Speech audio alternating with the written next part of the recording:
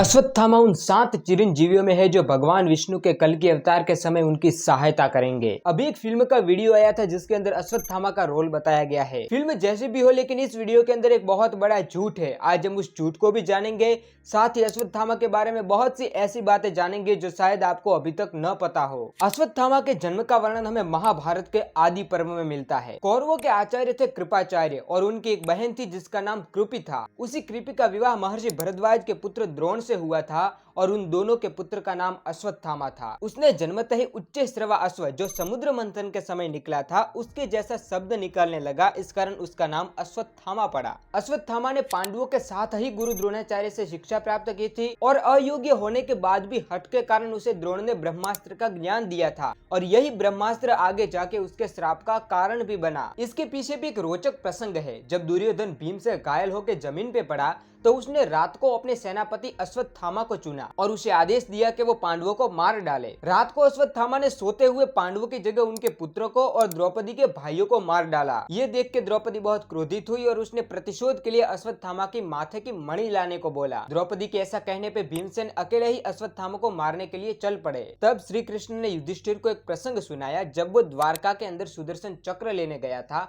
और युधिष्ठिर से श्री कृष्ण ने कहा कि अश्वत्थामा बिल्कुल भी सहनशील नहीं है और उसके पास ब्रह्मास्त्र का ज्ञान भी है, इसलिए हमें भीमसेन की रक्षा के लिए जाना चाहिए। ये सुन के युधिष्ठिर और पांचों पांडव भी भीम के पीछे पीछे ही चले। उन्होंने अश्वत्थामा को वेदव्यास और उनके शिष्यों के साथ गंगा नदी के तट पे बैठा हुआ देखा। अश्वत्थामा को देख भीम उसे मारने के लिए दौड़े तो भयभीत होकर अश्वत्थामा ने ब्रह्मास्त्र का प्रयोग किया। अर्जुन भी ब्रह्मास्त्र का ज्ञान जानते थे, इसलिए अश्वत्थामा के ब्रह्मास्त्र को शांत करने के लिए अर्जुन ने अपना ब्रह्मास्त्र चलाया। लेकिन तभी वहाँ पे देवर्षि नारद और वेदव्यास प्रकट हुए। इन महात्माओं को देख अर्जुन ने अपना ब्रह्मास्त्र वापस ले लिया। इधर अश्वत्थामा ने भी अपना ब्रह्मास्त्र वापस लेने का प्रयास किया, किंतु ब्रह्मास्त्र को वही वापस ले सकता है जो ब्रह्मचारी हो, इसलिए अश्वत्थामा ऐसा न कर सका। ये देख के वेदव्यास जी ने अश्वत्थामा से कहा कि अगर तुम अपने ब्रह्मास्त्र को वापस नहीं ले सकते तो अपने माथे का मणि पांडवों को दे दो, वो तुम्हें जीवन दान दे देंगे। वेदव्यास के ऐसा कहने पे अश्वत्थामा अपनी माथे की मणि के बारे में विशेषताएं बताते हैं जो आपको भी जाननी चाहिए। वो कहते हैं कि पांडवों ने अब तक कौरवों से जो भी धन और रत्न की प्राप्ति की है उन सब से ये मणि ज्यादा कीमती है। इसे बांध लेने पर देवता और दानव किसी का भी भय नहीं रहता।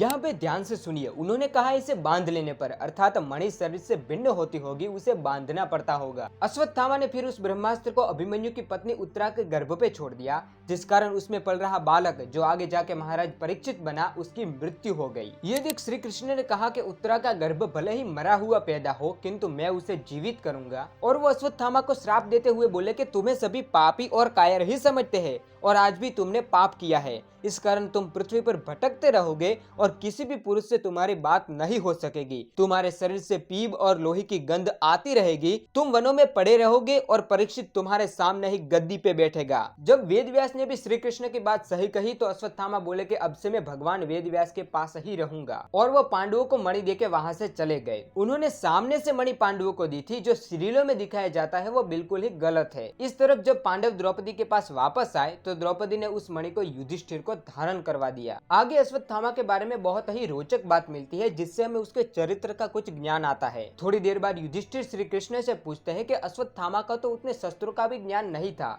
फिर भी उस अकेले ने हमारे इतने सारे योद्धाओं को कैसे मार दिया। तो भगवान इसका उत्तर देते हुए कहते हैं कि उसने महादेव की भक्ति की थी और महादेव की शरण में होने के कारण ही उसे इतना बल प्राप्त हुआ और इस कारण उस अकेले ने ही आपके इतने सारे योद्धाओं को मार दिया। महाभारत में यहीं तक अश्वत्थामा का वर्णन है, आगे कुछ भी खास नहीं है। ऐसा नहीं है कि अश्वत्थामा का जीवन केवल बुराइयों से ही भरा हुआ था, उसने अच्छे कार्य भी किए थे और कई पुराणों में तो उसे महादेव का अंश भी बताया गया है। विष्णु पुराण के 3 अध्याय के 9 से लेकर 20वें श्लोक तक बीते हुए 28 द्वापर युगों में किस किसने वेदव्यास बन के वेदों का विभाग किया वो बताया गया है। उसी के 21वें श्लोक में महर्षि पराशर कहते हैं कि मेरे पुत्र कृष्ण द्वैपायन के बाद अब आने वाले द्वापर युग में द्रोण पुत्र अश्वत्थामा वेदव्यास होंगे और वही वेदों का विभाग करेंगे। इस कारण अगर अश्वत्थामा को ब्रह्मर्षि भी कहा जाए तो भी कुछ गलत नहीं होगा, क्योंकि जो वेदव्यास बनता है वो ब्रह्मर्षि ही होता है। अब यहाँ तक हमने शास्त्रों में से अश्वत्थामा के बारे में बहुत कुछ जान लिया है। चलिए अब देखते हैं कि फिल्म के इस वीडियो के अंदर क्या गलती है। इसके अंदर अश्वत्थामा के माथे पे मणि दिखाई गई है,